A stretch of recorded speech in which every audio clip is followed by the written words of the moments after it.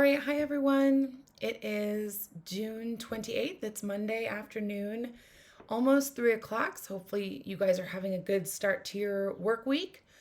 So I wanted to post an update video. I have read through everybody's introductions, everybody's discussion 1.1 and 1.2, and just wanted to leave you with a couple of thoughts before we move into week 2 of our course. So first off, thanks everyone for introducing yourselves, those of you that did. It was great to learn about a lot of you, and some of you I've had in class before, so welcome back. Good to see you virtually, I suppose. Certainly good to have you in class again. If you didn't get a chance to post an introduction, please, by all means, still post one. I'll take a look and see if there's any new posts there. I know that a few of you didn't get into your D2L until later. So I do get an alert, so I'll look back at those. But welcome everyone, and it was really nice to read a little bit about everyone there. So discussion 1.1. So for that one, I asked you to do a reading on the difference between public health, global health, and I'm glad that a lot of you really gave that some thought, what that meant. Oftentimes we toss around, even the term medicine, global health, public health, we toss them around as if they're synonymous to one another, and they really aren't. And there certainly are some nuances between public health and global health, and many of you, really did engage with that and talk about that in the discussion. So again, I encourage you throughout the semester to almost revisit that first reading. Maybe even after every ethnography we read, just read that again, sort of why, what's the connection to this broader field of global health that, for example, the weight of obesity has. And feel free as well to even write about that in some of the upcoming discussions. Let's see. I also asked you to watch a PowerPoint that I created. And so this dove into 4 fields of ethnography, or of anthropology, talked about ethnography, the mode of inquiry that we're going to be studying this semester. I used some of my work as an example. And in reading, or let's say listening to that PowerPoint, I asked a lot of you to come up with some factors that impact health. So one of you brought up genetics. That is spot on and very much needs to be included. There's certainly, a lot of biology that goes on in terms of impacting our health outcomes. A lot of you also mentioned things like environment, both the built environment, our ambient air, as an environmental feature, the walkability of our neighborhoods and how that impacts, let's say access to physical activity and chronic diseases down the line there. Many people talked about socioeconomic status, economic status, or poverty. One of you mentioned social connectivity. I'm really glad that was in there. In the public health literature, many researchers agree that if you could pick one factor, one of those socio-cultural factors that most impacts someone's health outcomes, it is social connectivity. And so I can actually post an interesting TED Talk about that in week 2 for those of you that are interested. So really great job there with discussion 1.1. Some of you had sent me little notes and asked if I could update you or add a little bit more to the content regarding my work in Nepal. Happy to do so. I don't want to overload you with more required reading, but I did post 2 papers to week 2. You'll see them at the bottom. They're optional readings, and oddly enough, a lot of my research crosses over with Yates Storrs research, and so they are quite fitting during this ethnography. So you'll see 2 papers up there. One is about why women in the household eat a certain way, and they don't necessarily instill those food values onto their children. And the other one is about food security and malnutrition and the intersection there. So that was really just responding to your request. So thanks to those of you that showed a little extra interest. And you'll see those optional Nepal nutrition anthropology related papers in week 2. All right, so I want to take a brief little moment here and talk about just the act of let's say, writing a discussion post and engaging with your fellow classmates and sort of what I'm expecting. So I went a little lenient, let's say, in the grades for this week. Not all of you got a perfect score. If you didn't, hopefully these tidbits or words of wisdom, words of advice will help you moving forward. But a couple of things. So number one, those of you that used a lot of examples and details in your posts did really well. Let me share with you an example of what I mean. So you could say, Chapter 1 of Weight of Obesity was really interesting, right? So that's one way of saying it. Or you could say, Chapter 1 of Weight of Obesity was really interesting because the author explained X and Y using examples X and Y. And this was interesting to me personally because it made me think of X or Y, right? So when you're engaging with the discussion post, you don't have to go crazy and write a whole monologue. But what I do want is that you are thinking critically. You're not just summarizing what the author said. All of us read the book. So instead of a summary, think critically about what you read, question what you read, relate it back to the readings of week 1. Maybe read through some of the posts, and for your own post, you could, start something and then elaborate on what somebody else said. So I really want those of you that didn't get those great scores. And again, it's really not about the score here. It's more about engaging with the material in the most effective way possible. But think about examples, think about level of detail, and think about connection. How do you connect what we're reading to the other parts of class? Something that we've already covered. This will be easier as we move forward. You can start connecting things back to this ethnography. Let me look at my notes here. Another thing, so some of you are having absolutely fantastic conversations back and forth, and really, someone's posting in response to an initial post, and then that author's coming back, and it's really great to see and great to read. So I am reading all this. I'm trying to stay out of the discussions as best I can. You'll see I've posted a little bit here and there. But I encourage you that when somebody goes and they make an effort to respond to your post and they ask you a question, go back and answer that person. Just like we were in a classroom setting, if someone asked you a question, I wouldn't just stop class right there and excuse everyone. So I think you get alerts when someone posts on your post or replies. So please go back and, engage with that person a little bit more. And there are some of you doing an amazing job. So you know who you are.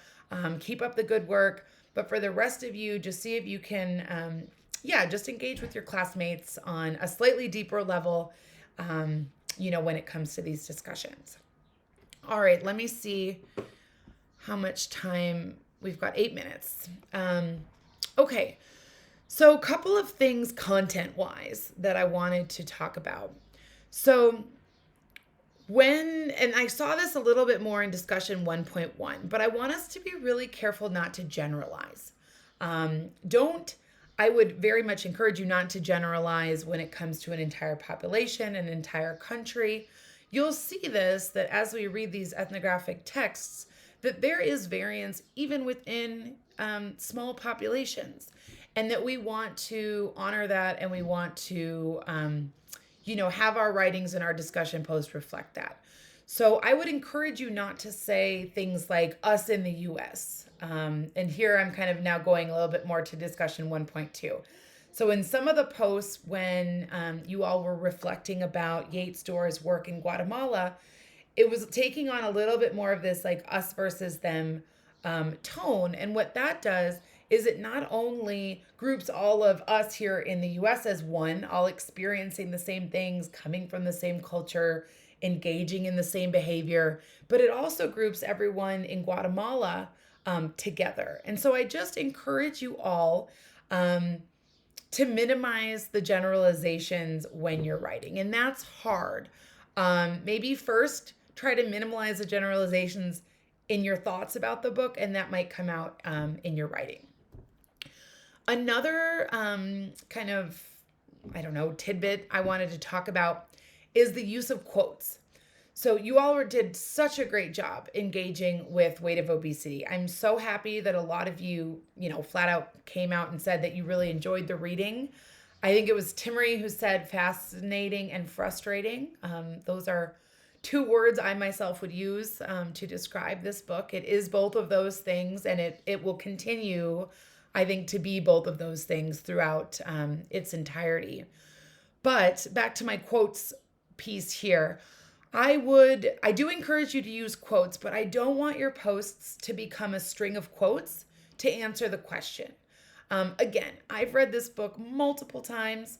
And so instead of, having half of your paragraph be a quote, what you could do is say on page 2, Yates Dorr talks about this issue, and maybe one little bit of the quote. And then tell your classmates, why are you picking that? Why is it interesting? What did it make you think about? Did it make you question certain things? So more of that type of engagement with the content is what I'm looking for. So as we move into week 2, I'm going to be a little bit more picky with my grading. What I will do is I will certainly leave you messages with specific feedback for the Wednesday posts. So if you do great, then awesome. You are really absorbing and using all of these words of advice that I'm giving you, and I can see it in your writing. If I give you a little message, write you a message, and your grade is a little bit lower, it's because of these things. You're summarizing, stringing quotes, not engaging with the why or the why do we care bit about it. And again, keep interacting with your classmates in that same critical way. Okay. Let's see. A lot of you talked about malnutrition and how it was interesting to think of it as both coming in two different forms, right? Overweight and underweight. And that certainly, depending on where you live in the world and what you're maybe more accustomed to seeing and thinking about, may lead you to think about one of those more than the other. But when we talk about malnutrition from a global health standpoint, do keep in mind that we have both overweight and underweight, overnourished and undernourished. And so if you're really interested in that subtopic, one of the papers I uploaded from my work in Nepal really covers that a lot, the food security papers. So that could be an interesting read for you all. So let me look at my notes, make sure there is nothing else. Let's see. I am glad that a lot of you had not necessarily glad you hadn't heard of this, but I'm happy that you now have and seem to be excited to learn about the Sustainable Development Goals and how they were really born out of, or let's say were created as an extension from the Millennium Development Goals, and that a lot of you kind of must have browsed through those websites to see that there's a lot there. There are topics like gender equality, and there are topics like safe, sustainable building practices, clean air, clean oceans. Clean water. There's so much in those goals. And really, as any practitioner of global health should be, really being aware of what these global health goals are. And so I encourage you, if you didn't have time to really dig into those, I'll also post the Sustainable Development Goal website, and you can pop on there and just kind of do a little bit more digging at your leisure. Some of you did ask, though, those must be really hard to measure. And that is true. A lot of these are very hard to measure. And so when you look at just the goals, you may see more themes, right? Something like reduction in food security. When we say food security alone, that is not operationalized. That's very difficult to measure. But if you go to the website and you click a little bit further, you'll see that each of the goals has measurable objectives. And so, for example, one of the food security objectives is to increase, not only caloric intake, based on, said population, but also to ensure that the caloric intake is filled with nutritious food.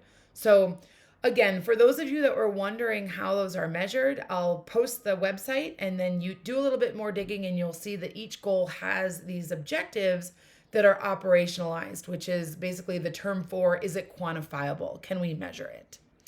So, all right. I am really, really pleased that all of you are doing so well on the discussions. Again, if you needed a little bit of guidance, hopefully this video helped with that for your next one. So Wednesday, I will be at midnight, so I won't look at them till Thursday, is your next discussion post, so 2.1. So you'll keep reading Weight of Obesity. You'll interact with one of 2 poverty simulators I put up on the website or on D2L, and you'll answer the questions.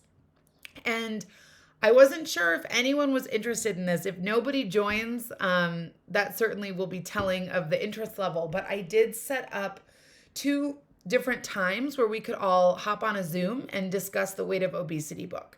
This is by no means mandatory. It will not impact your grade at all. Also, if you do fabulous there, I mean, that's not really going to impact your grade either. But if you feel like popping onto the Zoom, I'll be on Zoom at 9 and at 5, each for 45 minutes. And I'm hoping we can have a virtual chat about the ethnography. All right, look for another video probably tomorrow about a little bit more details on your first assignment, which is due on Sunday. But for now, happy reading.